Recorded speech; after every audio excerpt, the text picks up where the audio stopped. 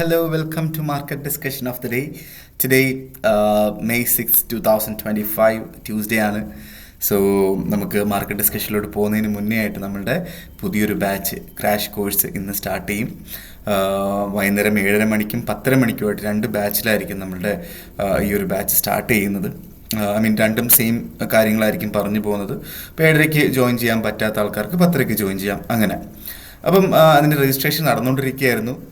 ഇന്നും കൂടെ ഇനിയൊരു കുറച്ച് നേരത്തിനുള്ളിലാണ് ഫസ്റ്റ് ബാച്ച് സ്റ്റാർട്ട് ചെയ്യുന്നത്. അതുകൊണ്ടിട്ട് ട്രേഡിംഗ് ഫ്രീ ആയിട്ട് പഠിക്കണം എന്നുള്ള ആൾക്കാർക്കൊക്കെ എനിക്ക് മെസ്സേജ് അയക്കാവുന്നതാണ്. ഞാൻ ബാക്കി കാര്യങ്ങൾ കോർഡിനേറ്റ് ചെയ്യുന്നതായിരിക്കും. Okay, so coming to market discussion, coming to fundamental side. So ഇന്ന് ഒരുപാട് ഇപ്പോൾ നമ്മൾ എക്കണോമിക് കലണ്ടർ ബേസ് ചെയ്ത് നമ്മൾ നേരത്തെ പറഞ്ഞിട്ടുണ്ടായിരുന്നു, ഇന്ന് നമുക്കൊരു ടെക്നിക്കൽ ഡേ ആയിട്ട് കൺസിഡർ ചെയ്യാം.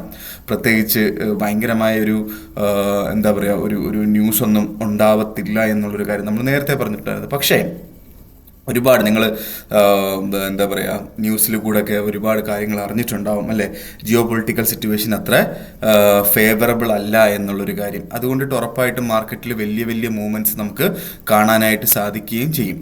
ഓക്കെ, ഈവൻ ഗോൾഡിലെ മൂവ്മെൻ്റ് ഒക്കെ നിങ്ങൾ ഇന്നലത്തെ ദിവസം കണ്ടിട്ടുണ്ടാവും അല്ലേ. ഗോൾഡ് ഇന്നലെ സ്റ്റാർട്ട് ചെയ്തത് 3230 നിന്നാണ് ഇന്നലെ സ്റ്റാർട്ട് ചെയ്തത്. ഓക്കെ, 3230 നിന്ന് ഇന്ന് 3380 വരെ എത്തി എന്നുള്ളതാണ്. എന്ന് വെച്ചാൽ ഒരു 150 $150 മൂവ്മെൻറ്റ്, 1500 പിപ്പിൻ്റെ മൂവ്മെൻറ്റ്. ഓക്കെ, ഒരു ലോട്ട് കച്ചവടം ചെയ്യുന്ന ഒരാൾക്ക് $15,000 അടുപ്പിച്ച് പ്രോഫിറ്റ് 2 ദിവസം കൊണ്ട് ഉണ്ടാക്കാൻ പറ്റും എന്നുള്ളതാണ് അതിനകത്തുള്ള മീനിങ് അല്ലേ. സോ അത്രയും വലിയൊരു മൂവ്മെൻറ്റ് ഉണ്ടാവാനായിട്ടുള്ള റീസൺ എന്ത്? നോർമൽ സ്റ്റേജസിൽ ഇപ്പോൾ കഴിഞ്ഞ കുറച്ച് കാലമായിട്ടാണ് ആക്ച്വലി ഇങ്ങനത്തുള്ള മൂവ്മെൻ്റ് ഒക്കെ ഉണ്ടായിട്ടുള്ളത്. ഞാൻ പണ്ടൊക്കെ ട്രേഡ് ചെയ്യുന്ന സമയത്ത് ഇത്രയൊന്നും ഇതിൻ്റെ പകുതി പോലും മൂവ്മെൻ്റ് ഒന്നും ഉണ്ടാവത്തില്ല, because of the geo political situation, tensions around the world. അതുകൊണ്ടിട്ടാണ് ഇങ്ങനൊരു സിറ്റുവേഷൻ ഉണ്ടാകുന്നത്. അതുകൊണ്ടിട്ട് നമ്മൾ ഒരു കാരണവശാലും റിസ്ക് മാനേജ് ചെയ്യാതെ ട്രേഡ് ചെയ്യാതിരിക്കുക. ഒരുപാട് പ്രശ്നങ്ങൾ നടക്കുന്നുണ്ട്, പല സ്ഥലങ്ങളിലായിട്ട് ഒരുപാട് പ്രശ്നങ്ങൾ നടക്കുന്നുണ്ട് എന്നുള്ളൊരു കാര്യം മനസ്സിലാക്കുക. ഓക്കെ, ഇന്ത്യ പാകിസ്ഥാൻ വാറിൻ്റെ കാര്യത്തിലാണെങ്കിലും എന്താണ് സംഭവിക്കാൻ പോകുന്നത് എന്നുള്ള കാര്യം അറിയില്ല. ഓക്കെ, അങ്ങനെ പല അതിനകത്ത് ബാക്കി വേറെ കുറേ വോറും പ്രശ്നങ്ങളും ഒക്കെ നടക്കുന്നുണ്ട്. പക്ഷെ അതിനകത്തൊന്നും ഒരു ക്ലാരിറ്റി ഇല്ലാത്തത് കൊണ്ടിട്ട് ആക്ച്വലി ഞാൻ അതിനെക്കുറിച്ച് ക്ലാരിറ്റി ഇല്ല എന്ന് പറഞ്ഞു കഴിഞ്ഞാൽ അത് എക്സാക്ട്ലി അങ്ങനെ നടന്നോ ഇല്ലയോ എന്നുള്ളൊരു ക്ലാരിറ്റി ഇല്ലാത്തത് കൊണ്ടിട്ട് ഒരു രാജ്യത്തിനെ പറ്റി പറയാൻ ഞാൻ പറയുന്നില്ല എന്നുള്ളതാണ്. ഓക്കെ, സോ എന്തായാലും മനസ്സിലാക്കേണ്ടത് എന്ത് വേണമെങ്കിലും സംഭവിക്കാം. അതുകൊണ്ടിട്ട് തന്നെ പ്രോപ്പറായിട്ട് ഒരു റിസ്ക് മാനേജ് ചെയ്തിട്ട് മാത്രമേ ഇന്നത്തെ ദിവസം നമ്മൾ ട്രേഡിനകത്ത് ഇറങ്ങാൻ പാടുള്ളൂ എന്നുള്ളൊരു കാര്യമാണ് എനിക്ക് ഫസ്റ്റ് ഓഫ് ഓൾ പറയാനായിട്ടുള്ളത്. ഓക്കെ, സോ നാളെ ഇന്ന് നമുക്ക് ട്യൂസ്ഡേ, നാളെ ഏകദേശം UK ടൈമിങ് 7 മണിക്ക് നമുക്ക് വളരെ ഇമ്പോർട്ടൻ്റ് ആയിട്ടുള്ള ഇൻട്രസ്റ്റ് റേറ്റ് ഡിസിഷൻ, UK നിന്ന് വരുന്ന ഇൻട്രസ്റ്റ് റേറ്റ് ഡിസിഷൻ വരുന്നുണ്ട്. ഞാൻ ഇന്നലെയും പറഞ്ഞതാണ്. ഓക്കെ, അപ്പോൾ എനിക്ക് തോന്നുന്നത് ഇന്ത്യൻ ടൈമിങ് 8, 9, 10, 11, 11:30 മണിക്കാവും എന്നുള്ളതാണ് എൻ്റെ ഒരു വിശ്വാസം.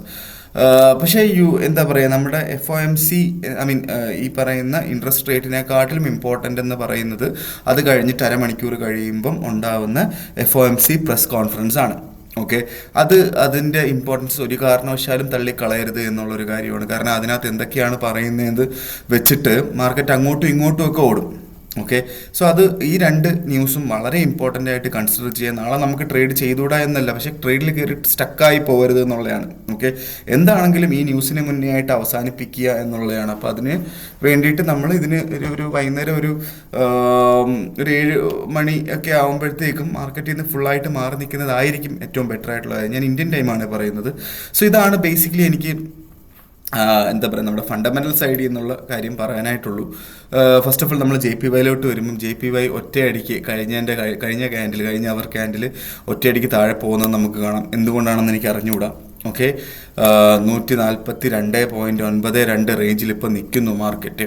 ഓക്കെ, അപ്പോൾ നമുക്ക് 10 മണിക്കുള്ള ക്യാൻഡിൽ നിന്ന് പ്രത്യേകിച്ചൊന്നും സജഷൻ എനിക്കില്ല, കാരണം എനിക്ക് ഒരു പിടി കിട്ടുന്നില്ല എന്നുള്ളതാണ്. ഓക്കെ, 10 മണിക്കുള്ള ക്യാൻഡിൽ എവിടെ അവസാനിക്കും, ഈ പർട്ടിക്കുലർ ക്യാൻഡിൽ എവിടെ അവസാനിക്കും എന്നുള്ളതാണ്. ഓക്കെ, സോ ഇത് 143ൻ്റെ മുകളിൽ അവസാനിച്ചാൽ ഓക്കെ, നമുക്ക് ഏകദേശം മുകളിലോട്ട് പോകും എന്നുള്ളൊരു ചെറിയൊരു ധാരണ എത്താം. എങ്കിലും മാർക്കറ്റ് 142 പോകാനുള്ള പോക്കാണോ എന്നതിനകത്തും ഡൗട്ടുണ്ട്. നമുക്ക് 142 അവിടെ കിട്ടിയാൽ അവിടെ നിന്ന് നമുക്ക് ബൈ ചെയ്ത് മുന്നോട്ട് പോകാം. 141.50 താഴെ സ്റ്റോപ്പ് ലോസ് ഇടണം എന്നുള്ളത് നിർബന്ധമായിട്ടും ഇട്ട് പോകേണ്ട ഒരു കാര്യവും കൂടെയാണ്. ഓക്കെ, ഇതാണ് JPYയിൽ എനിക്ക് പറയാനായിട്ടുള്ളത്. 144 എത്തിയാൽ അവിടുന്ന് സെല്ല് ചെയ്യണോ എന്ന് ചോദിച്ചാൽ എനിക്കറിയില്ല. കാരണം ഇന്നത്തെ റേഞ്ച് ഓഫ് മാർക്കറ്റ് 143 to 145 വരെ പോകാനുള്ള പോസിബിലിറ്റി ഉണ്ട് എന്നാണ് ഇപ്പം ഈ ഒരു പോയിന്റ് ഓഫ് ടൈം ഞാനിപ്പോൾ റെക്കോർഡ് ചെയ്തുകൊണ്ടിരിക്കുമ്പോൾ ഒരു മാർക്കറ്റിൻ്റെ സിറ്റുവേഷൻ വെച്ച് നോക്കുമ്പോൾ മനസ്സിലാക്കാനായിട്ട് സാധിക്കുന്നത്. ഓക്കെ, സോ അതുകൊണ്ടിട്ട് നമുക്ക് 144 സെല്ല് എടുക്കണ്ട. 142 കിട്ടിയാൽ അവിടുന്ന് ബൈ എടുക്കുന്നതുകൊണ്ട് തെറ്റില്ലാത്ത കാര്യവും കൂടെയാണ് എന്നുള്ള കാര്യം ഞാൻ വീണ്ടും ഓർമ്മിപ്പിക്കുകയാണ്. ഓക്കെ, നമുക്ക് നമ്മുടെ യൂറോയിലോട്ട് വരുമ്പോൾ യൂറോ ഇപ്പോൾ കറൻ്റ് ട്രേഡ് ചെയ്തുകൊണ്ടിരിക്കുന്നത് 1.1337 ആ ഒരു റേഞ്ചിലാണ്. നമുക്ക് എവിടെയാണ് നല്ലൊരു എൻട്രി പോയിന്റ് എന്ന് എൻ്റെ അടുത്ത് ചോദിച്ചാൽ ഞാൻ പറയും 1.100 ആണ് ഏറ്റവും നല്ല എൻട്രി പോയിന്റ്. ഒരു ലോങ്ങർ ടേമിലോട്ട് വേണമെങ്കിൽ നിങ്ങൾക്ക് മേടിച്ചിടാം. ഇപ്പം അതായത് ലോങ്ങർ ടേം എന്ന് പറയുമ്പം 2 ദിവസം 3 ദിവസം അല്ല, അടുത്തൊരു 6 മാസം തൊട്ട് 1 വർഷം വരെ നമുക്ക് ഒരു 1.100 അവിടെ കിട്ടിയാൽ നമുക്ക് വാങ്ങിച്ചിടാം. ഓക്കെ, നമുക്ക് ഷോർട്ട് ടേം സെല്ലിലോട്ട് പോവുകയാണെന്നുണ്ടെങ്കിൽ എനിക്ക് ഇന്ന് എനിക്ക് വേറെ പ്രത്യേകിച്ച് ഒരു എൻട്രി പോയിന്റ് എന്നെ കൊണ്ട് കണ്ടുപിടിക്കാനായിട്ട് സാധിച്ചില്ല യൂറോയിൽ. എന്താ പറയുക, 1.1400 ഒക്കെ അടുത്ത് എത്തുകയാണെങ്കിൽ അവിടുന്ന് ചെറിയൊരു സെല്ലെടുത്ത് നമുക്ക് നോക്കാവുന്നതാണ്. ഓക്കെ, 1.1400 1.1300 താഴെയായിട്ട് സെല്ലുണ്ടോ എന്ന് ചോദിച്ചാൽ അവിടെയും എനിക്ക് പ്രത്യേകിച്ച് കമൻസ് ഒന്നുമില്ല എന്നുള്ളതാണ് എനിക്ക് പറയാനുള്ളത്. 1.1400 അടുത്ത് കിട്ടിയാൽ നമുക്ക് അവിടുന്ന് ചെറിയൊരു സെല്ല്, ഒരു 50 to 60 പിപ്സിൻ്റെ പ്രോഫിറ്റ് എടുത്ത് മാറാം എന്നുള്ളതാണ്. ഓക്കെ, ഇതാണ് എനിക്ക് യൂറോയിലും പറയാനായിട്ടുള്ളത്. ഇതും രണ്ടും അടുത്ത് കിടക്കുന്ന ഓപ്പർച്യൂണിറ്റി അല്ല, ഇച്ചിരി പാടാണ് ഇത് എത്തി കിട്ടാനായിട്ട് എന്നുള്ളൊരു കാര്യം കൂടെ മനസ്സിലാക്കുക. നേരെ നമ്മളുടെ GBPയിലോട്ട് പോകുമ്പോൾ GBP ഇപ്പോൾ കറൻ്റ് ട്രേഡ് ചെയ്തുകൊണ്ടിരിക്കുന്നത് 1.1324 എന്ന് പറയുന്ന റേഞ്ചിലാണ്. ഓക്കെ, GBP സത്യം പറഞ്ഞു കഴിഞ്ഞാൽ എനിക്ക് എന്താണ് GBPയുടെ അവസ്ഥയെന്നും എനിക്ക് ഇതുവരെ ഒന്നും മനസ്സിലാക്കാൻ പറ്റിയിട്ടില്ല എന്നുള്ളതാണ് സത്യം. ഇന്നത്തെ ദിവസം എനിക്കൊന്നും പട JPYയിൽ 142 എത്തിയാൽ ബൈ എടുക്കാം എന്നുള്ളത് മാത്രമാണ് എനിക്ക് 100% ഉറപ്പ് പറയാൻ പറ്റുന്ന അവസരങ്ങൾ. GBP ഇപ്പം എന്തോ പോലെ നിൽക്കുകയാണ്. ഓക്കെ, നമുക്ക് GBP സപ്പോസ് ഈ ഒരു ക്യാൻഡിൽ അവസാനിക്കുന്നത് 1.1300 താഴെയാണെങ്കിൽ, കാരണം നിങ്ങൾക്ക് കണ്ടാൽ മനസ്സിലാവും കഴിഞ്ഞ ഒരു ക്യാൻഡിൽ വരെ 1.3300 അടുത്തായിരുന്നു കഴിഞ്ഞ ക്യാൻഡിൽ. പക്ഷേ മാർക്കറ്റ് ഓപ്പണിംഗ് ക്യാൻഡിൽ 7 മണിക്കുള്ള ക്യാൻഡിൽ യൂറോപ്പ് ഓപ്പണിംഗ് ക്യാൻഡിൽ 1.3300 താഴെയായിരുന്നു. ഇപ്പോൾ ഈ അടുത്ത ക്യാൻഡിൽ 1.3300 താഴെയാണെങ്കിൽ നമുക്ക് അവിടുന്ന് ഒരു ചെറിയ സെല്ലെടുത്ത് വേണമെങ്കിൽ പരീക്ഷിച്ച് നോക്കാം. ഓക്കെ, ഇതാണ് GBPയിൽ എനിക്ക് പറയാനായിട്ടുള്ളത്. ഇല്ലെങ്കിൽ നമുക്ക് 1.3400 അവിടെ കിട്ടണം. 1.3400 അവിടെ കിട്ടിയാൽ നമുക്ക് അവിടുന്ന് വേണമെങ്കിൽ നമുക്ക് നല്ല രീതിയിൽ ഒരു ചെറിയൊരു ലോട്ട് നമുക്ക് സെല്ല് ചെയ്തുകൊണ്ട് സ്റ്റാർട്ട് ചെയ്യാം എന്നുള്ളതാണ് GBPയിൽ എനിക്ക് പറയാനായിട്ടുള്ള ഇമ്പോർട്ടൻ്റ് ആയിട്ടുള്ളൊരു അവസരം എന്ന് പറഞ്ഞു കഴിഞ്ഞാൽ. ഓക്കെ, നമ്മളുടെ ഓൾ ടൈം ഫേവറേറ്റ് ഗോൾഡിലോട്ട് പോകുമ്പം ഒന്നും പറയാനില്ല. എനിക്ക് അറിയില്ല എന്നുള്ളതാണ് ഗോൾഡ്. ഇപ്പം സപ്പോസ് നാളെ മാർക്കറ്റിൻ്റെ സ്ഥിതിഗതികളൊക്കെ വെച്ച് ഇൻട്രസ്റ്റ് റേറ്റ് ഡിസിഷൻ പ്രമാണിച്ച് 3230 മാർക്കറ്റ് വന്ന് കിട്ടിയാൽ, അതായത് ഇവിടെ ഈ റേഞ്ചിൽ മാർക്കറ്റ് വന്ന് കിട്ടിയാൽ 3230 നല്ല ബൈ പോയിന്റ് ആണ്. ഓക്കെ, വളരെ നല്ല ബൈ പോയിന്റ് ആണ് 3230. അവിടെ നിന്ന് നമുക്ക് നല്ല രീതിയിൽ ബൈ ചെയ്ത് മുന്നോട്ട് പോകാം എന്നുള്ളതാണ് ഗോൾഡിൽ എനിക്ക് പറയാനുള്ളത്. 3230 അവിടുന്ന് ബൈ ചെയ്ത് മുന്നോട്ട് പോകാം. ഇതാണ് എനിക്ക് ഗോൾഡിനകത്ത് പറഞ്ഞു തരാനായിട്ടുള്ളൊരു അവസരം എന്ന് പറഞ്ഞു കഴിഞ്ഞാൽ.